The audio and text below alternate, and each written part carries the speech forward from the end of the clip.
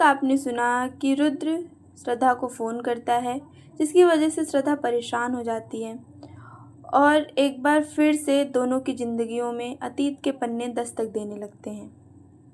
रोहित ने रुद्र को संभाला और उसे अपने घर लेकर आ गया। तो जाकर फ्रेश हो जा, मैं तेरे लिए कॉफ़ी बनाता हूँ, रोहित रुद्र को देखते हुए कहता है। रोहित कॉफ़ी बनाने के लिए किचन की तरफ बढ़ गया और रुद्र बाथरूम में फ्रेश होने के लिए चला गया। रुद्र आईने के सामने खड़ा होकर खुद को देखे जा रहा था। तभी उसके आंखों से आंसू लुढ़ककर उसके गालों को भिगोने लगे और वो चिल्ला उठा, क्यों श्रद्धा, क्यों क्यों मैं तुम्हें नहीं भुला पा रहा हूँ? क्यों हर वक्त मैं तुम्हें महसूस करता हूँ? क्यों तुम लौट आई हो श्रद्धा, क्यों? रुद्र ने अपने चेहरे को पानी से धोया और आईने में खुद को देखते हुए सोच में डूब गया। City hospital. May I come in? Oh come Rudra, तुम यहाँ आओ, बैठो, डॉक्टर वैशाली रुद्र को देखते हुए कहती हैं। थैंक यू डॉक्टर वैशाली, दरअसल मैं उस मरीज़ से मिलना चाहता था जिसके बारे में आपने कल मुझे बताया था। क्या मैं मिल सकता हूँ? हाँ ज़रूर, क्यों नहीं, आइए मैं मिलवाती हूँ उससे। कहते हुए डॉक्टर वैशाली रुद्र को लेकर एक रूम की तरफ बढ़ जाती हैं। प्रिया बेटा, कैसे हो आप? मैं ठीक हूँ डॉक्टर। गुड, इनसे मिलो, ये हैं डॉक्टर रुद्र और अब से ये आपका इलाज करेंगे। प्रिया गौर से रुद्र को देखने लगती है। हेलो बेटा, अब आप कैसा फील कर रही हो? रुद्र माहौल को हल्का बनाते हुए कहता है। Good doctor. थोड़ी बहुत बातचीत के बाद रुद्र प्रिया को बाय बोलकर डॉक्टर वैशाली के साथ बाहर निकल जाता है। कुछ दूर चलने के बाद डॉक्टर वैशाली रुद्र से कहती हैं, क्या हुआ रुद्र, तुम रुक क्यों गए? रुद्र ने सामने उंगली से इशारा करते हुए लगभग हकलाते हुए कहा, ये कौन है? ये डॉक्टर श्रद्धा है, 6 महीने पहले ही ज्वाइन किया है।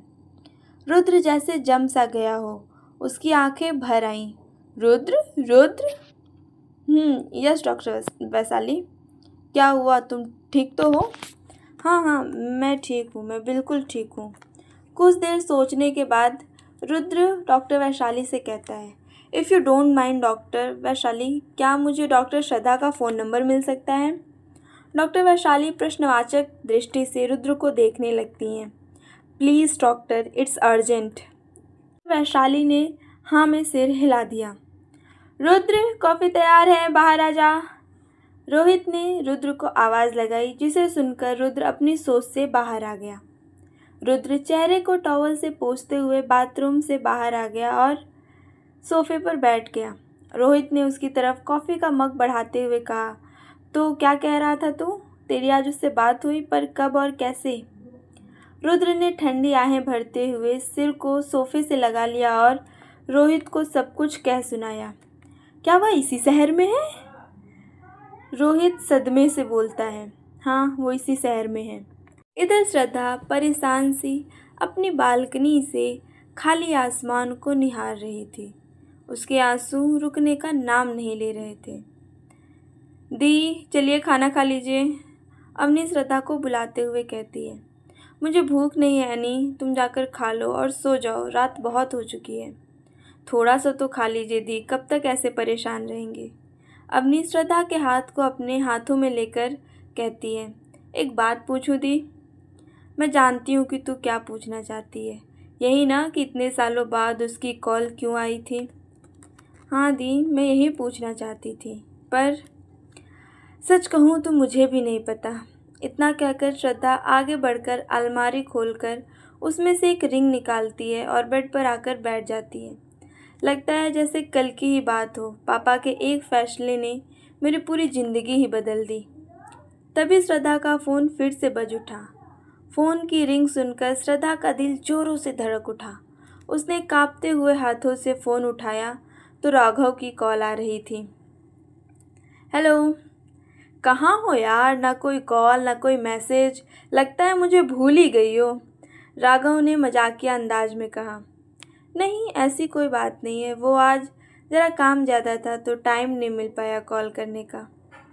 श्रद्धा के बात पूरी करने से पहले ही राघव बोल पड़ा। अच्छा, तो अब आपके पास मुझे कॉल करने का टाइम भी नहीं है? अरे नहीं, ऐसी बात भी नहीं है। मैं मज़ाक कर रहा था। और क्या कर रही हो? कुछ नहीं, तुम बताओ, तुम क्या कर रहे हो?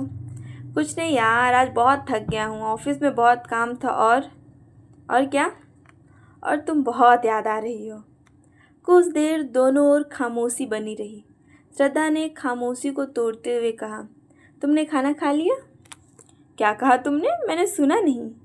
खाना खाया तुमने? मुझे मेरे कानों पर यकीन ही नहीं हो रहा है। तुम श्रद्धा ही हो ना? अब राघव थोड़ा भावुक हो गया था। तुमने आज पहली बार मुझसे पूछा है कि खैर जाने दो।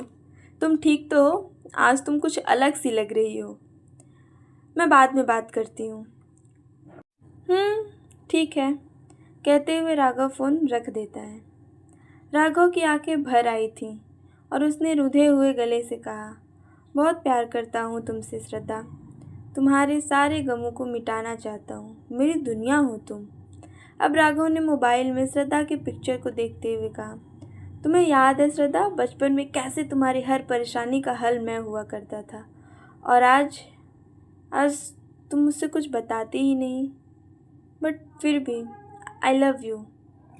राघव राघव एक सफल बिजनेसमैन है। गोरा रंग, उस पर उसकी भूरी आंखें, कुल मिला के किसी के भी दिल में समा जाए। इधर श्रद्धा की आंखों से नींद कोसों दूर थी। वो बार बार फ़ोन की स्क्रीन पर उस अनजान नंबर को देख रही थी। अब वो परेशान होकर अपने कमरे से बाहर निकलकर किचन में अपने लिए कॉफ़ी बनाने आ गई और हॉल में आकर सोफे पर बैठकर सोचने लगी, आखिर इतने सालों के बाद उसकी कॉल आने की क्या वजह रही होगी। वो ठीक तो है ना? कहीं उसे इतना सोचते ही श्रद्धा ने कॉफ़ी मग टेबल पे रखा और अपने कमरे की तरफ दौड़ पड़ी। उसने जल्दी से उस नंबर पर कॉल लगाई। कॉल रिसीव न होने पर वो और घबरा गई। उसने दोबारा नंबर डायल किया। इस बार फ़ोन उठा। तुम तुम तुम ठीक तो हो न रुद्र? रुद्र खामोश रहा। उससे कुछ बोला ही नहीं गया। कुछ तो बोलो रुद्र, तुम मुझे डरा रहे हो, श्रद्धा ने घबराते हुए कहा। कितने सालों के बाद इस नाम को मायने मिला है। इतने वक्त से तो ये बेवजह ही था। रुद्र की आंखें बरस पड़ीं। रुद्र, मुझे माफ़ कर दो, मैंने तुम्हें बहुत तकलीफ़ दी है। प्लीज़ प्लीज़ मुझे माफ़ कर दो। जख्म तो तुम्हारे भी नहीं भरे। श्रद्धा ने फ़ोन काट दिया। उसने दोनों हाथों से अपने चेहरे को ढक लिया और बिस्तर पर निढाल से गिर पड़ी। रोते रोते कब सो गई उसे खुद भी पता नहीं चला। दूसरी तरफ रुद्र भी बेचैन सा बालकनी में खड़े होकर आसमान को देखता रहा। जब उससे नहीं रहा गया तो उसने एक सिगरेट निकाली और उसे जला लिया और अपने होठों के बीच रख लिया। क्या है रुद्र और श्रद्धा के बीच की कहानी और इसमें राघव की क्या भूमिका है? किस तरह इन तीनों की लव स्टोरी एक नया मोड़ लेगी? जानने के लिए हमारे चैनल स्टोरीलैंड पे बने रहें।